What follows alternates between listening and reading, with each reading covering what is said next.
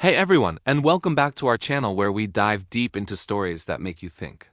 Today, we re-exploring a classic fable that pits two very different creatures against each other. The flashy leopard and the clever fox. It's a tale about looks versus wits, and it has a lot to teach us about what truly matters. So grab a comfy seat, and let's get into the story of The Fox and the Leopard. Our story begins on a lazy afternoon in the wild. A fox and a leopard are resting side by side, their bellies full from a recent meal. With nothing better to do, they start a friendly, or perhaps not so friendly, debate about who is more beautiful. The leopard, with his stunning glossy coat covered in intricate spots, is overflowing with confidence. He looks over at the fox with a smug expression, almost laughing at the fox's plain reddish-brown fur. He boasts, "Just look at me, my coat is a masterpiece of nature." People stop and stare. "Your fur, my dear fox, well, it's just fur. Quite ordinary if you ask me." The leopard puffs out his chest, parading his spots like precious jewels. He sees his beauty as his greatest asset, the very thing that defines him. In his eyes, the fox simply can't compare. The fox, on the other hand, is a bit more understated. He does have one feature he's particularly proud of, his magnificent bushy tail with its iconic white tip. He swishes it back and forth, knowing it has a certain charm. But he's also a realist. He knows that when it comes to pure visual splendor, the leopard has him beat. There's no denying the sheer elegance of that spotted coat. But here is the thing about the fox. He is not one to back down from a challenge, especially a battle of words. He might not win on looks, but he has another weapon in his arsenal, his sharp mind. So, instead of getting defensive or upset about the leopard's insults, he decides to have a little fun. He engages the leopard in a witty, sarcastic conversation, playfully poking holes in the leopard's argument. The leopard talks about his spots, and the fox might quip back. "Ah yes, very good for hiding, I suppose.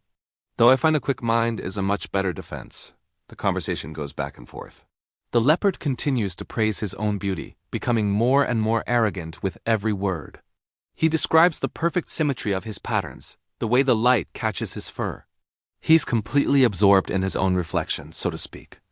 The fox just listens, a clever glint in his eye. He lets the leopard talk himself into a corner, enjoying the mental exercise. He knows this isn't a real fight. It's a game of wits, and that's a game he's very good at playing. The more the leopard boasts, the more his frustration grows. He expects the fox to be jealous, to admit defeat. But the fox remains calm and collected, his sarcastic replies chipping away at the leopard's pride. The leopard is used to being admired, not challenged.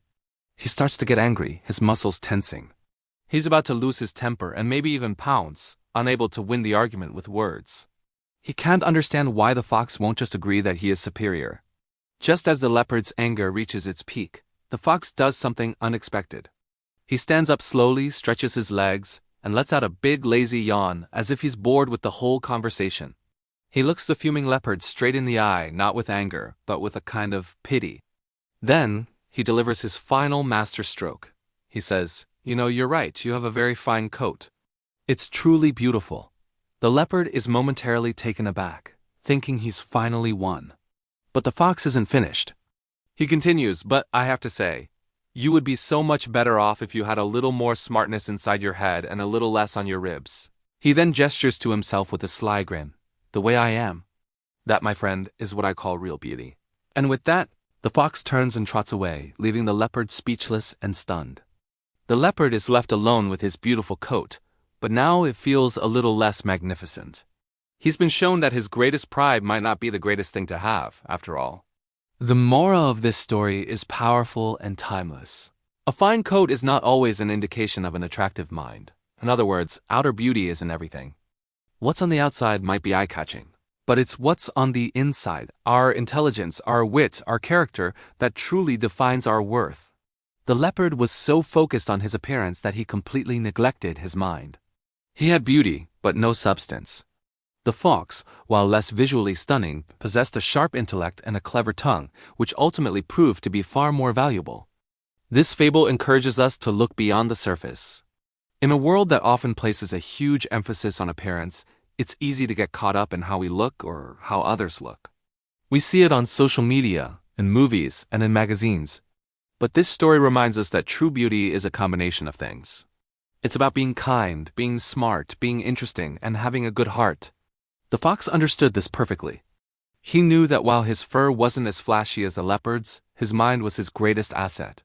It allowed him to navigate the world, to solve problems, and even to win arguments against stronger, more intimidating opponents. Think about it in your own life. Have you ever met someone who was incredibly good-looking but turned out to be dull or unkind? On the flip side, have you ever met someone who you might not have noticed at first, but who became more and more attractive as you got to know their brilliant personality and sharp mind? That's the principle the fox is talking about. Smartness, wisdom, and a quick wit have a beauty all their own.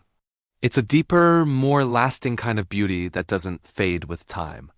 So the next time you find yourself judging a book by its cover, remember the fox and the leopard.